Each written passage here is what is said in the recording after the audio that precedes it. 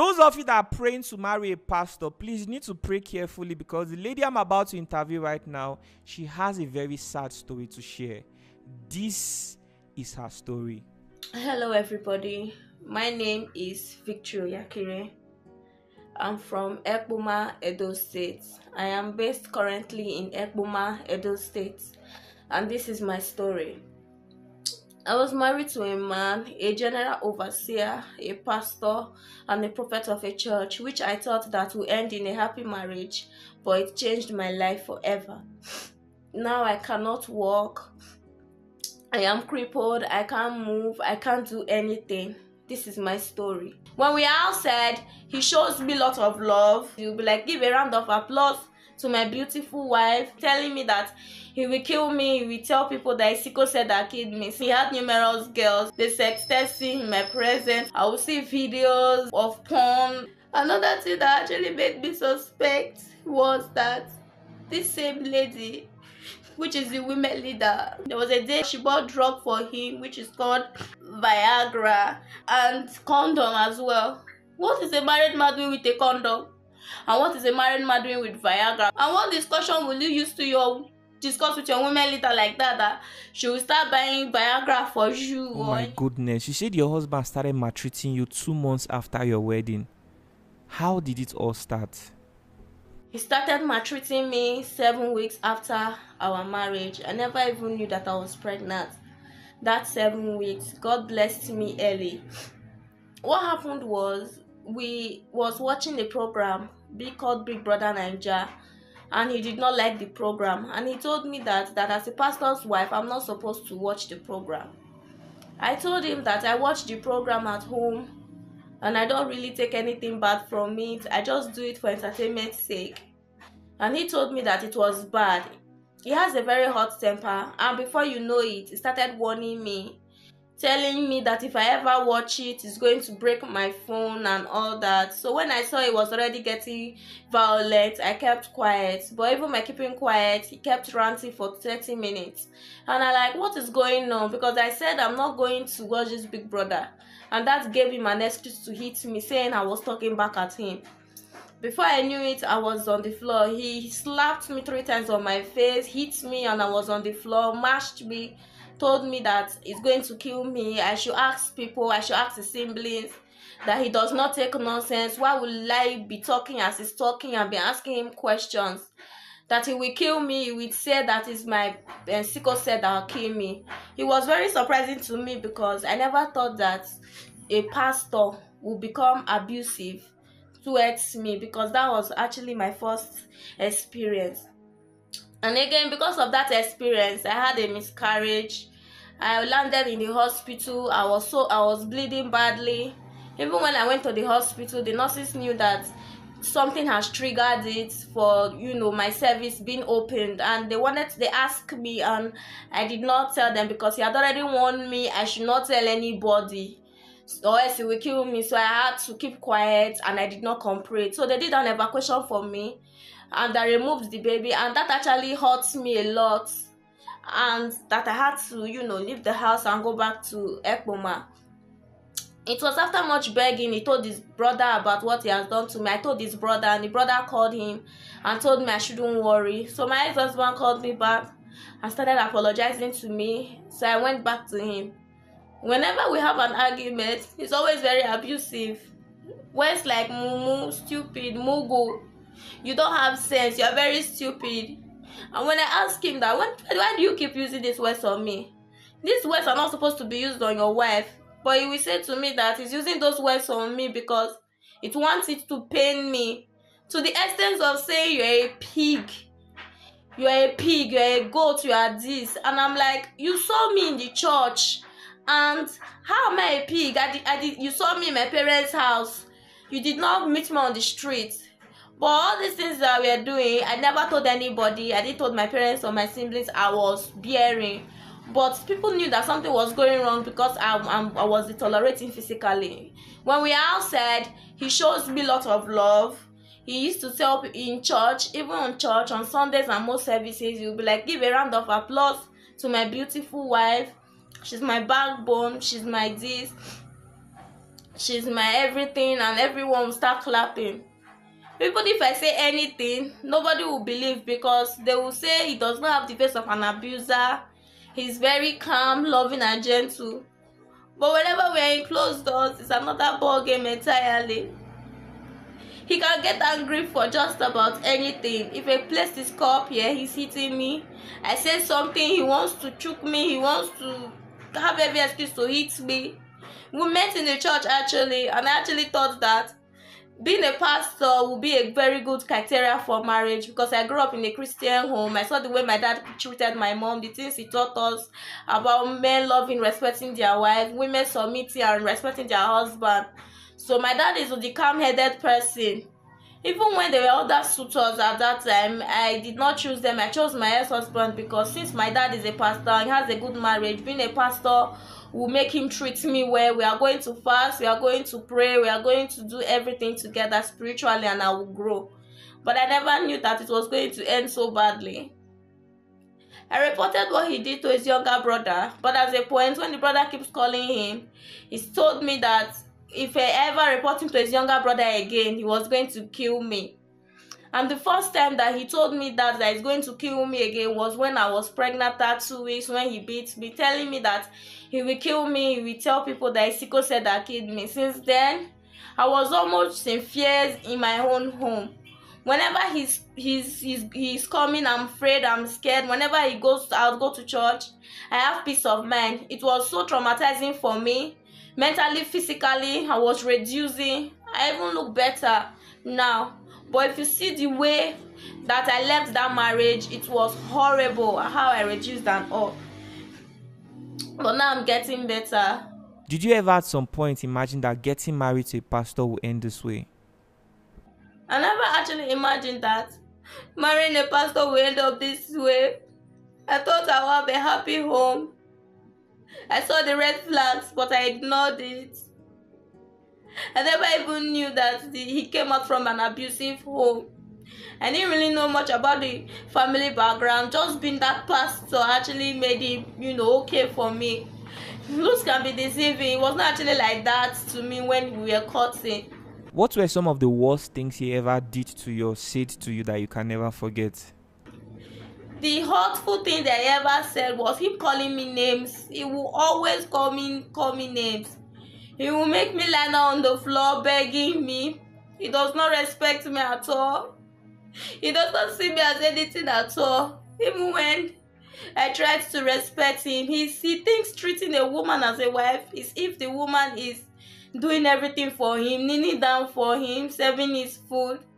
Because he told me that I should always kneel down and serve him food till he finish eating before I can return the plate to the kitchen. Also cheating as well, because I didn't physically catch him with a woman. But on his phone, he had numerous girls that used to text him. They texting in my presence. We are always having problems. Don't touch my phone. I will see videos of porn and all that. And I will be like, why are you okay watching this? You are a pastor. Me as a person, this thing is even irritating and disgusting. Then he'll tell me he just wanted to learn one or two things, that there is nothing to eat. So there is this woman that was very close to us, her name the women leader. So I never even knew that she had anything to do with him. But every time she's always around, and whenever we have an argument, my ex-husband will use her to compare me, that she has a bigger boobs, she has a bigger backside, she's more pretty and all and everything. Another lady from the church as well, whenever I am not around, will come and wash his clothes, and he will give her his boxers to wash. And I'm like, I'm not okay with it. Why are you giving them your boxers to wash? It's as if I will call your church member that is a male and say, come and wash my clothes, take my bra, take my pants and all that. But you never see anything good in it. So whenever I'm not around, I call my ex-husband. I will always hear her voice there. Either she's there or either the women leader is there.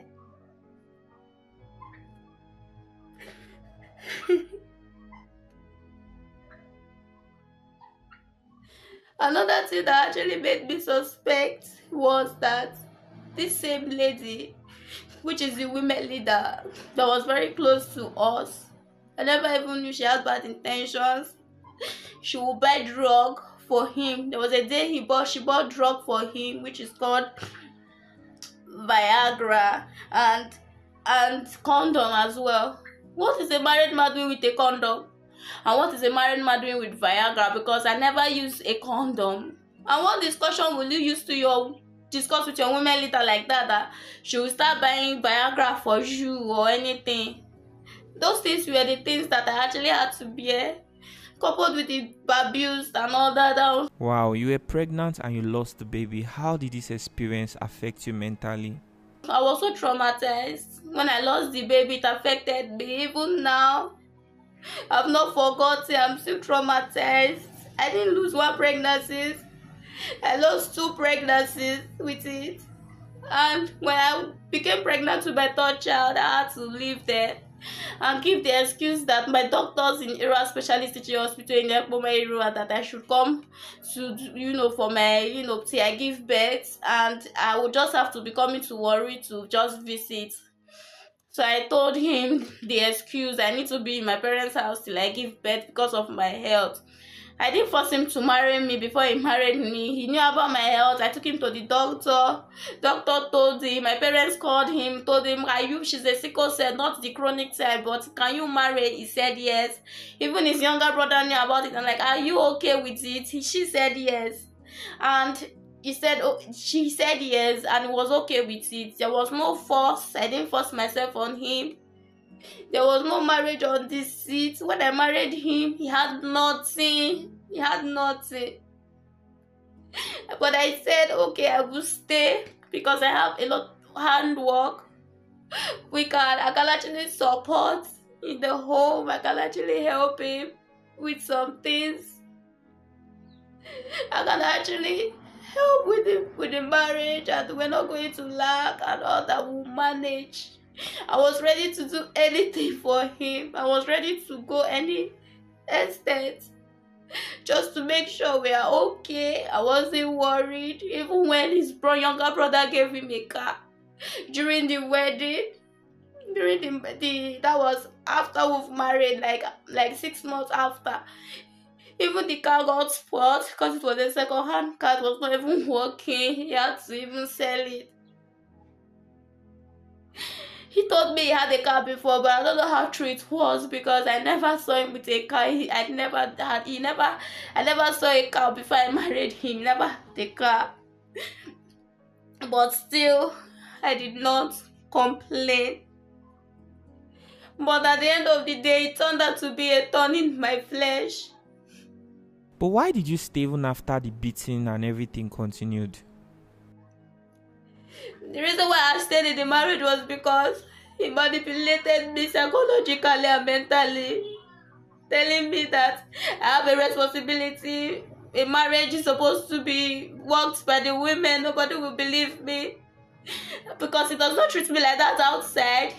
I prefer outside more than even inside. He told me that he's the pastor and he's the one that will believe, that he's going to stand in the altar and come out and deny my story, and everybody will believe him because he's the pastor, that because of him that they are respecting me.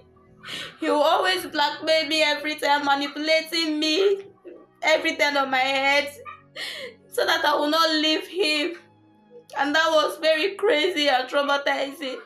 I didn't even tell my parents or anybody that I was not going through all this in my marriage. He told me I should keep praying for him, that he's going to change. I should wait for after like 2 years he will change and all that. That's what he told me. That he's not going to stop. That's the kind of person that he is. But if I keep praying for him, after 2 years God will touch his heart, and that's when he will change. He will always tell me and remind me that I married him on a platter of gold. Do you know how many girls that want to come and sleep with me? After he even married me, that I'm a sickle cell. Even if I leave him, I will remain in my father's house. Nobody will marry me, that I'm a second hand and I'm a body. I'm a sickle cell and I've given birth. Everybody will feel disgusted around me. That is because of him I'm even being respected. He blackmailed me emotionally. I was trapped. There was no way I could leave that marriage. Even my parents would not believe me because he succeeded in pretending to them.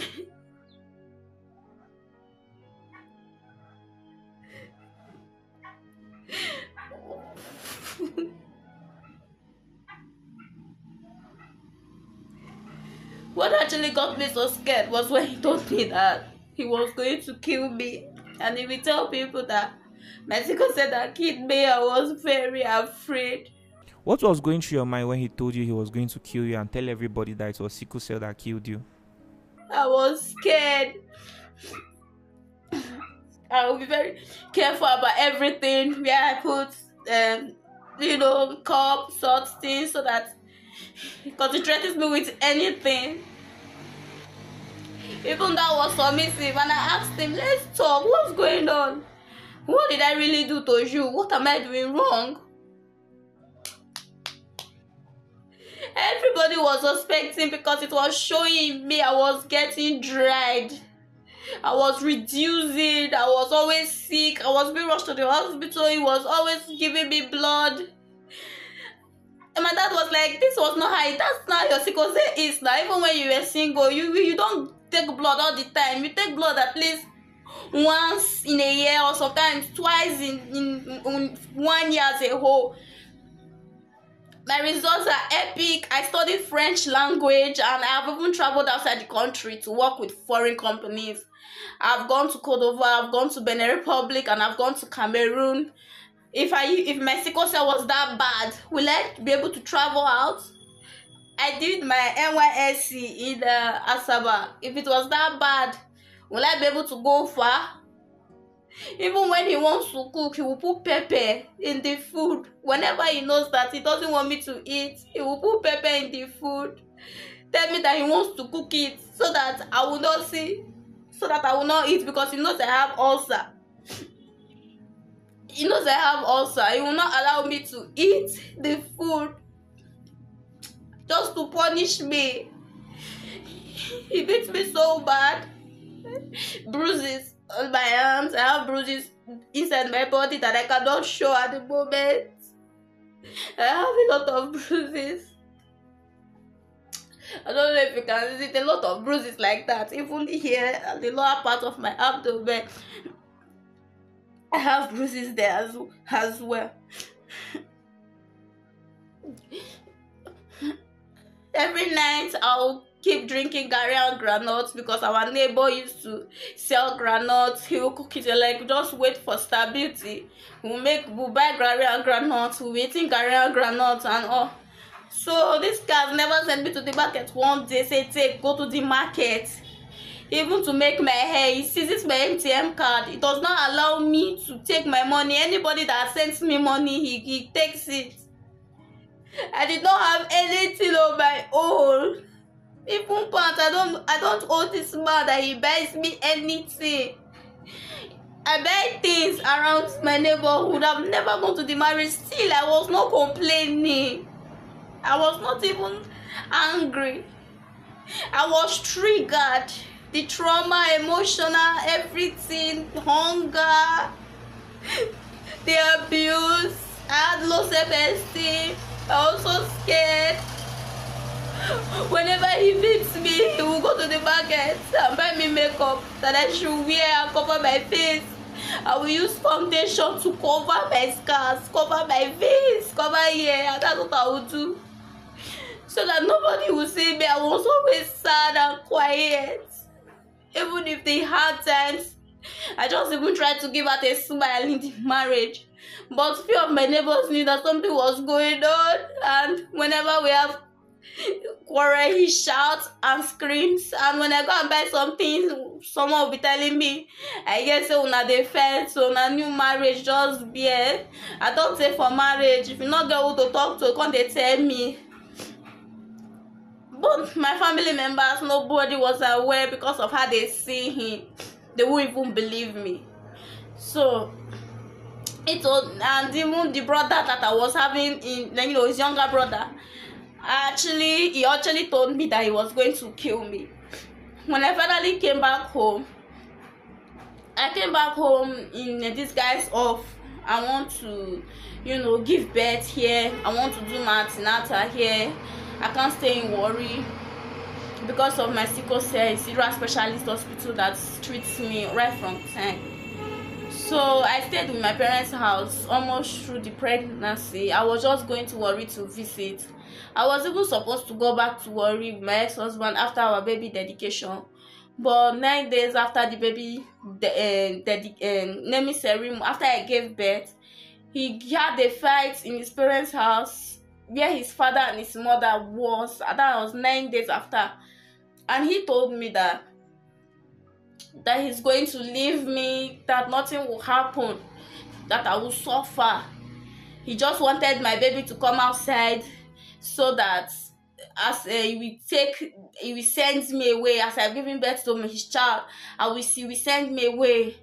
Whenever we have a misunderstanding, then it was always on WhatsApp status. He will post on WhatsApp, either he's calling me pig or WhatsApp, he's calling me stupid, using himself to compare this Igina married second wife, Jeremiah married second wife, all these pastors married second wife, they are not with their first wife and all that.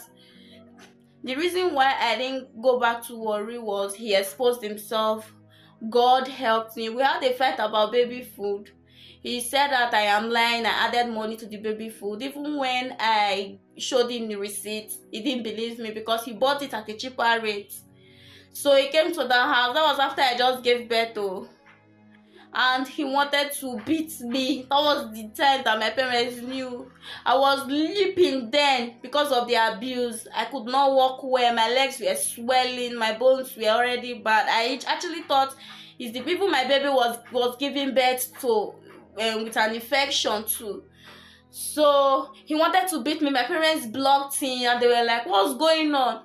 He was saying, you know what I can do? You will meet me in Warri. I will teach you a lesson you will never forget. You will regret yourself. This, that. My parents were like, what is going on? Which one is you will see me in Warri? I will meet you in Warri. And that was how I actually opened up to my parents. How did your family react when you finally ran back home?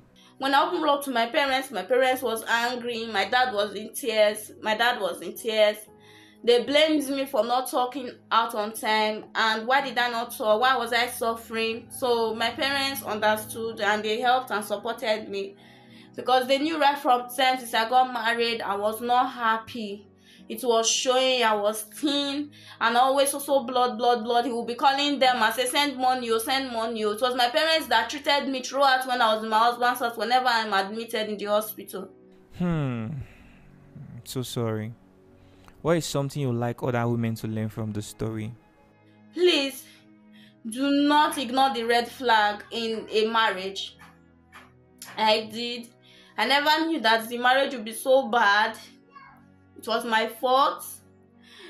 And I just allowed it to linger on. Thank God he exposed himself. I might probably be dead by now. Because I didn't even tell anybody till he displayed in my parents' house. Do not stay in an abusive marriage or relationship for your life's sake. I left late because now I cannot walk. And I need surgery and I need medications. Therapy, I stopped it months ago. My health crisis, the pain is crazy. I've been bedridden for 2-3 years now. Where I stay is where I poop, is where I do everything. I lost my job. I lost job opportunities and everything. My mom had to even retire. My dad borrowed.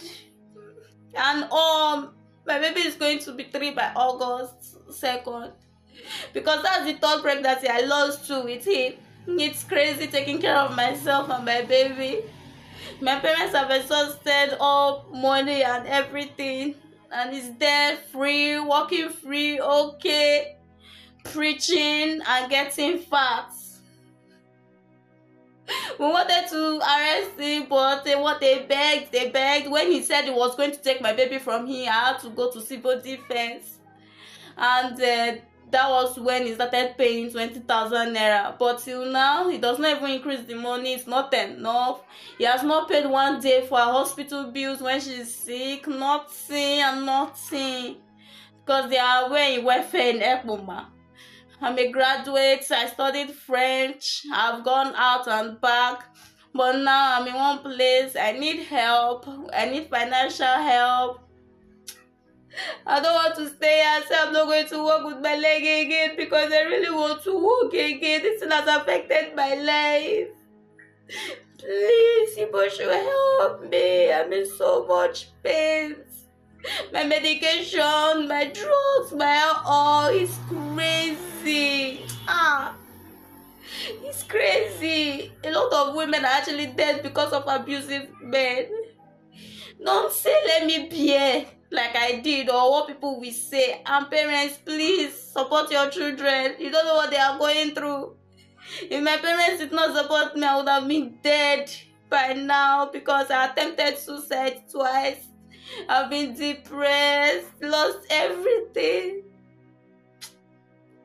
It's just my parents and I taking care of me, taking care of my family and all. Please help me. I need Nigerians to help me. I need Nigerians to help me, please. Help me. Save me. God will bless you as you help me. Say no to abuse. This is my story. I want to work again. I'm tired. The pain, the trauma, everything. Please help me. I want to work again. I really want to work again. My parents have exhausted money. We have borrowed from everywhere. It's not enough. Please help me. God will bless you in Jesus' name as you do. Thank you very much for sharing your story. Hopefully somebody's going to learn something from this. I'm sorry for everything you had to experience. I want you to know that it is not over yet. What awaits you from where you stand, unfortunately, you cannot see it. But I want you to be positive that the future is brighter and holds better opportunities for you than you've ever experienced in your life. Hold onto your faith, be close to your family, and you should start learning how to love yourself, okay? Enjoy your own company. I'm so sorry for everything. I might not be in the best position to give you some advice, but as a human, I want you to know that you can truly go through this life enjoying yourself without having to seek love from anybody. But that doesn't mean that love won't come, but until you finally decide to make a decision when it comes to maybe you want to get married again, or I don't know what decision you ever decide to make, I want you to learn how to love yourself and find joy in just being who you are. I'm so sorry for everything. And at this juncture, we have to say goodbye to the viewers. So thank you very much for sharing your story once more. And viewers, thank you very much for watching this episode. Please indicate in the comment section if there are things that you did not understand clearly and you would like to satisfy your curiosity. And if you've had similar experience, kindly indicate in the comment section. The audio version of this interview is going to be uploaded on Spotify. So go to Spotify right now, search the Lock-Udo Experience if you don't want to miss that episode. And please keep telling people about the Lock-Udo Experience. Share our videos to group chats. You can make TikTok videos about this platform. Just talk about episode you watched that blew your mind so much. We'll be very happy to hear from you. And God bless you. Thank you for watching. See you in the next episode. Hi guys, thank you for watching this episode of the Lock-Udo Experience. Please, if you would like to assist anyone, please reach out to the number on the screen.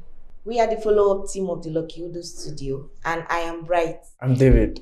I'm Latifa. Veronica. I'm Messi.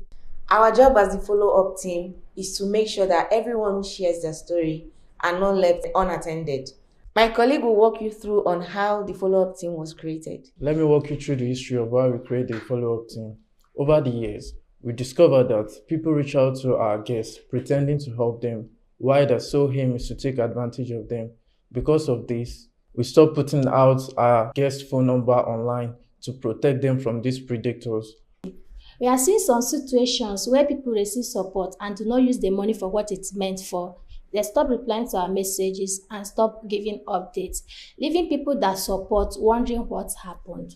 That makes it look like nothing was done, and effort of Lock-Udo Studio are not seen. So the reason the follow-up team was created is simple. We want to track every story, know what support came in, and confirm it was used the right way. That is why we are seeking the cooperation of the public. Whether you are watching from Facebook, YouTube, or Instagram, or anywhere else, we need your support to make this work. Cooperating with the follow-up team helps you in many ways. It helps you know that your support is going to the right place. It's also helped the world see that this platform is truly changing lives. At the end of the day, this is not just about telling stories. It is about changing lives. We are calling out for sponsorship and partnership.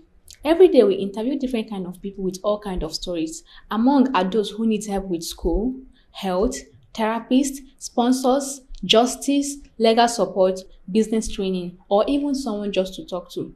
We need partnership to grow this brand. We can do more and we can go further. But to do that, we need support from the right people. If you would like to be a partner or sponsor, kindly reach out through the email address on the screen, luckyudostudio@gmail.com. Once again, we are the follow-up team and we're doing our best to keep this platform impactful and transparent.